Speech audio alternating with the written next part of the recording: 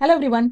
अगर आप class 10th में बोर्ड परीक्षा की तैयारी कर रहे हैं और सोच रहे हैं कि 5 नंबर के सवाल कहाँ से आएंगे, कौन कौन से प्रश्न सबसे ज़्यादा इंपॉर्टेंट है और कम से कम ज़्यादा मार्क्स स्कोर कैसे कर सकते हैं, तो ये वीडियो आपके लिए ही है। आज की इस वीडियो में हम देखेंगे क्लास 10 मैथ के सबसे महत्वपूर्ण 5 मार्क के क्वेश्चंस जो हर साल एग्जाम में पूछे जाते हैं, जिससे आप ज़्यादा से ज़्यादा मार्क्स स्कोर करें। तो आइए चलिए स्टार्ट करते हैं आज का video. Chapter number 3, pairs of linear equations in two variables. Question है, the ratio of their incomes of two persons A and B is 3:4 and the ratio of their expenditures is 5:7. If their savings are rupees 15,000 annually, find their annual incomes. तो यहाँ पर ratio of income दिया हुआ है A और B का, जो कि है 3:4 and the ratio of there expenditures, मतलब वो जो खर्च कर रहे हैं अमाउंट, वो 5:7 दिया हुआ है। दोनों ही रेशियो में दिए हुए हैं, इनकम भी दिया हुआ है, एक्सपेंडिचर दोनों रेशियो में दिए हैं। यहाँ पर हमें सेविंग्स दी है दोनों की 15,000 एनुअली, सालाना जितना रुपया वो सेव कर पा रहे हैं, अमाउंट जो सेव कर पा रहे हैं वो दिया हुआ है। हमें पता करना है एनुअल इनकम दोनों की, ए और बी की एनुअल इनकम। तो यहाँ पर हम मान लेते हैं कि ए और बी को एक साइड में यहाँ पर लेके उनकी एनुअल इनकम जो है, या जो यहाँ पर इनकम है, वो हमको रेशियो में दी हुई है। तो क्योंकि रेशियो में है तो हम इसे 3x रिप्रेजेंट करेंगे और 4 को 4x से रिप्रेजेंट करेंगे, क्योंकि कैंसिल करने पे वापस वो 3:4 ही आ जाएगा। एंड उनका एक्सपेंडिचर जो है हम इसको दूसरे वेरिएबल के साथ डिनोट करेंगे, जिससे कि हम एक इक्वेशन क्रिएट कर पाएं, इसके लिए ए के लिए और बी के लिए भी। तो 5 है इसका, तो हम यहाँ पे लिखेंगे 5y expenditure of A and expenditure of B as 7y। Now वो बोल रहे हैं कि उनकी जो सेविंग्स है, देखिए जो इनकम है उसमें से जो पैसा खर्च हो रहा है, जो अमाउंट खर्च हो रहा है, उसके बाद ही जो अमाउंट बच रहा है वो उनका सेविंग हुआ। तो यहाँ पर इसको हम रिप्रेजेंट करेंगे 3x माइनस 5y, मतलब जितना इनकम था उसमें से इतना अमाउंट निकल गया और 15,000 सेव हो रहा है। सेम फॉर बी के लिए भी 4x उनका इनकम था, एक्सपेंडिचर 7y, तो माइनस करेंगे 15,000 उनका एनुअल सेविंग्स है। अब अकॉर्डिंग टू क्वेश्चन, क्योंकि हमें एक्स और वाई के टर्म्स मिल चुके हैं, तो हम इससे एक इक्वेशन बनाएंगे। ए के लिए 3x minus 5y is equal to 15,000।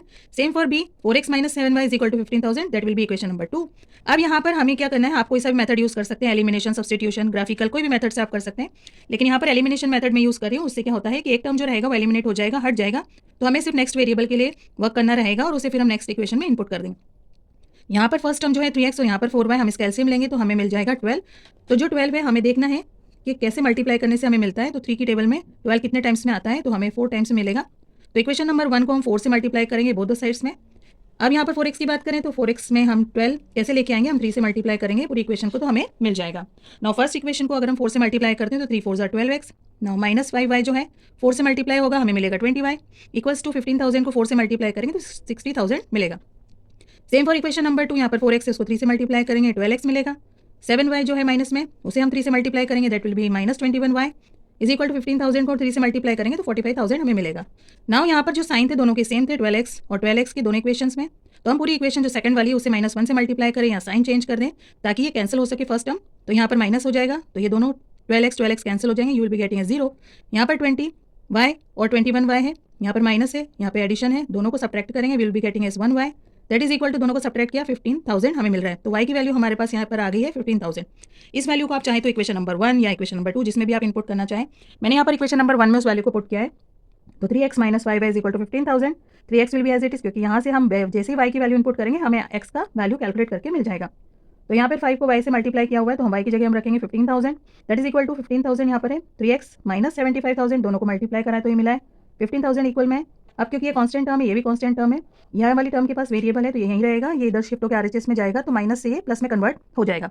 Now 3x is equal to, दोनों को ऐड करेंगे 90,000 मिलेगा। यहाँ पर x ऐसे ही रह जाएगा और 3 उसके बाद यहाँ पर जाके डिवाइड करेगा 90,000 को, तो आंसर मिलेगा हमें x इज इक्वल टू 30,000।